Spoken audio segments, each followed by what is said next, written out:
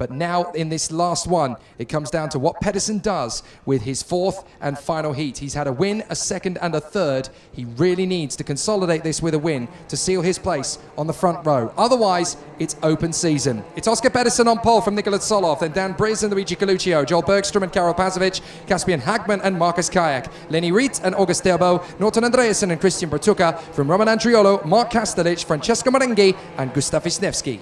We have also Giuliano Olsem and Dario Verrazzo with us, Pedro Hilbrand and Arthur Ronjon on row number 10, followed by Maximilian Obst, Alexander Kubenko, Flavio Olivieri, Jaime Sanstorillos, Nathan Happ, Daniel Nogales Lopez, Sandro Olsem, Hugo Besson, Jokabus Jagnovicius, as well as Maximilian Angelar. One big fan of the DPK Racing team. He might be watching us today, Mr. Fernando Alonso, yes, who was very keen on posting about the good results of his team, so to speak. The team is backing on social media. So if you're watching, thanks for tuning in, Mr. Alonso, and all the best to your team and your drivers as well. Let's see what happens in this final qualifying heat of the World Championship 2021. And we're green and go up to the first corner. Good start from Oscar Pedersen. Breeze is going to get through into second past his teammate as there's a spin in the middle of the pack. That's one of the World Racing Karts that's gone, and that is the 26, I'm afraid. So right in the middle of the pack, that's Marcus unfortunately Marcus.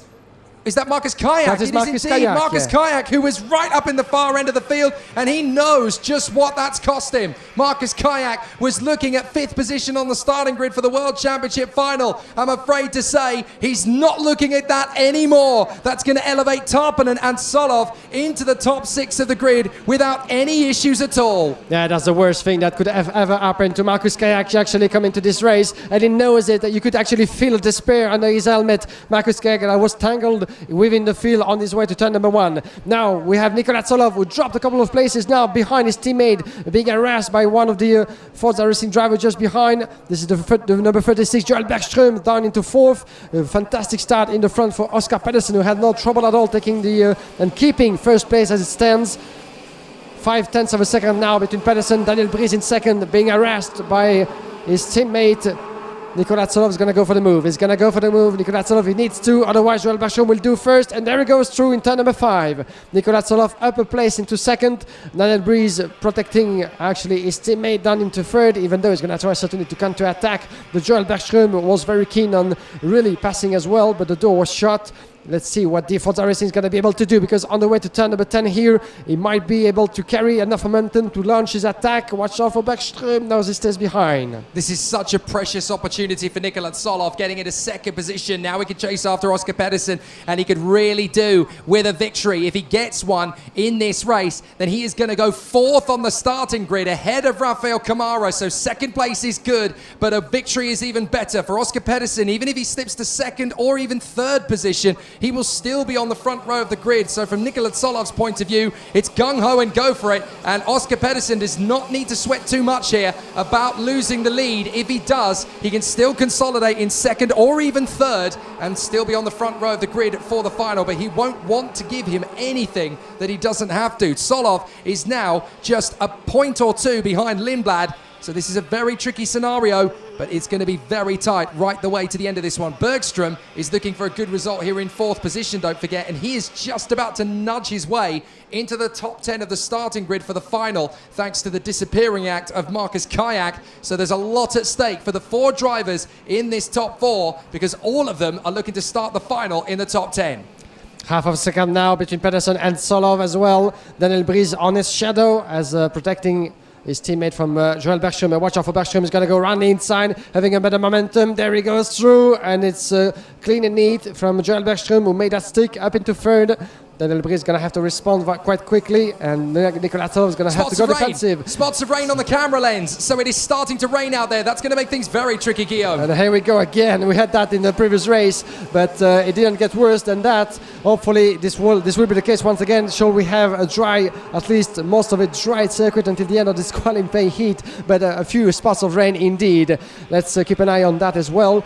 But as you can see, Pedersen still leading the way, extending his gap to up to 0.7 of a second. second. Big mistake from Pedersen at the top of the hill. Massive mistake. He just ran wide at the top of the hill and has cost himself a good half second there. That's going to put him right in the hunt of Solov and Bergström. Solov and Bergström are going to be charging after him very quickly indeed. Pedersen was lucky to save that. That was at the fastest point on the circuit on the drop down the hill. He was very lucky to catch the KART. So Pedersen feeling the pressure out front, and Solov and Bergström are going to give him hell for leather. Here comes Bergström up the inside of Solov. He's through in a second. Yeah, beautiful indeed, but Solov is unable to actually repeat the maneuver in the turn number 15 and 16, but he's going to have to try that again on the way to turn number 1. If he can keep a good momentum, he's gesturing at least, trying to gesture to Joel Bergström. Let's keep on driving together, mate. Let's try to catch up with Pedersen, because as you said, he made a mistake, but still he was able to gain a bit of momentum back into the last sectors. He's back to 7/10 of a second, so Pedersen doing the job again as he needs to be. Bergström in second, Solov in third, Breeze, then we have Coluccio down in fifth in front of Kasper Hagman, as well as Norton Andrensen, Bertuca, Wisniewi, as well as Verzaro. Oh, we've had a big shunt at the top of the hill. Sorry, Guillaume. We've had 3 or 4 karts come together in one position. So 3 karts tangling, all in the same place. That's Romain Andriolo, Max Angelard, and I think Hugo Besson involved in that one as well, as Romain Andriolo immediately gets the warning flag. So I think they've obviously judged that that was his incident. But the 2 VDK teammates, Hugo Besson and Romain Andriolo, there they are, walking away from the scene. And that is rather unfortunate. Their races, and I'm fairly sure World Championship run for Hugo Besson at the very least, comes to an end.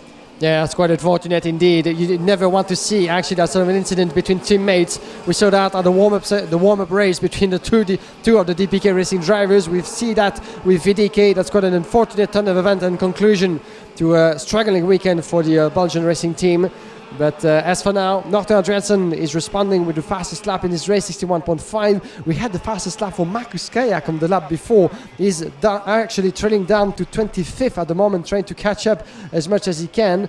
But Mark Castich also didn't have the best of start of the race, dropping 10 positions down to 24th. But Markus Kayak on a strong pace indeed, and that's quite a shame if he had not been tangled in that incident coming to turn number 1. But for now, we have still information. The 2 DPK racing drivers trying to chase and to catch up as much as they can, with Joel Bergström in second, but Pedersen really disappearing in the lead, almost a second advantage on the Forza racing driver just behind him. Yeah, that mistake from Oscar Pedersen a couple of laps ago has really fired up the Swede. He's concentrating again now. He made a little error. He dropped the kart on the curbs. You can see, look, he's still fighting the kart. Even into turn 2, he's really wrestling with that machine in various places just to try and get the maximum out of it. He's dancing with death on the exit of these apexes, is Oscar Pedersen, but that's why he's just set in a blistering 1:01.1. The fastest lap of this race. Oscar Pedersen knows this is his best chance of making it 2 Swedish world champions in the same year, because Noah Millell obviously got the job done at Kristianstad last month on home soil. Oscar Pedersen is looking likely to bring the Ward Racing team a front row start for the World Championship if he just keeps it where he is. Joel Bergström in second place is looking likely to be 9th on the grid, where he is in second in this race. And then the 2 DPK teammates should both start in the top 10. Solov in 7th, Briz in 10th. So there's still a lot of these 2 racers to come in this World Championship final later. And even Coluccio behind them is currently in 5th in the race, but in the rankings for the final grid, he should be P8. Yeah, we certainly have a lot of those drivers coming from the north of Europe within the top 10 of the grid coming to the final, with Pedersen, Taponen, but also Joel Bergström as well. And from the east of Europe, Nicolas Solov. So quite a strong representation from those drivers from the north. And let's remain to be seen if they're going to be able to confirm all the way to the end. Norton Andrensen the fastest on track, as Pedersen has been extending his lead once again in lap number 8, 1.1 second. You can see still Joel Bergström in second, Solov and Daniel Briz down third and fourth at the moment. Luigi Coluccio is trying to catch up as well. He does that, the young Italian further back. You can see him with the Cosmic chassis, but quite a good recovery for Luigi Coluccio, trying to catch up with Daniel Briz just in front. Those 2 are really having a good teamwork at the moment, not attacking themselves. They're driving in formation, trying to catch up on Joel Bergström, but it's going to be not an easy task at all, because Solov has actually lost a bit of momentum, 0.6 of a second now on Bergström in second. Norton Andresen is also making a big comeback here as he closes up on Coluccio, and even Caspian Hagman is working with Christian Bertuca to shake off their opponents. Dario Vazzaro is doing a good job, the Argentine, in 9th position. He's made up 9 places off the start, and even the likes of Dan Nogales and Sandro Holzer making up good places, 10 each from them from the grid, partly because of the incidents around them, but partly because they've used good tactics and strategy in this last race of the weekend for them. So they're going to battle for a decent result to bow out of the World Championship on their terms. But this is going to be such a close battle in the World Championship final. I think this is going to be consolidated in the top 6 positions as they are. But it's been a great run for Oscar Pedersen as he cements his front row for the final. And here we are, penultimate lap, 36. Joel Bergstrom on your picture, trying to catch up as well with Oscar Pedersen, but he has no time on his hand left, unfortunately, to do so, as we're entering into the last lap for this young man, the 66, from World Racing. Oscar Pedersen has been certainly one of the biggest surprises of this weekend so far, on his way to a front row start for the final this afternoon of the LK class. From 3 o'clock we will be live for what will be a great spectacle, and Oscar Pedersen is certainly the one that we didn't see coming actually at the beginning of this weekend, but it might have the biggest chances because he has nothing to lose. On paper, you know, he wasn't part of the contenders coming to this weekend, but he actually has been proving all the way to right now that he has the pace and very much the status to fight at the front. He certainly has stormed in under the radar this week, and a lot of people would probably have said, well, Oscar Pedersen isn't really going to be a factor in this week. How wrong they were. It's a nice surprise and a very pleasant one. And very deserved it is indeed to see Oscar Pedersen start the final from the front row of the grid. He's been almost perfect all weekend long. Oscar Pedersen comes through for a second victory, and that is good enough to put him on the front row of the starting grid for the World Championship final alongside the pole sitter Hugo Ugochukwu. But what a try from Pedersen, and all of a sudden the underdog is now facing clear track in front of him on the run to turn 1 in the championship final later.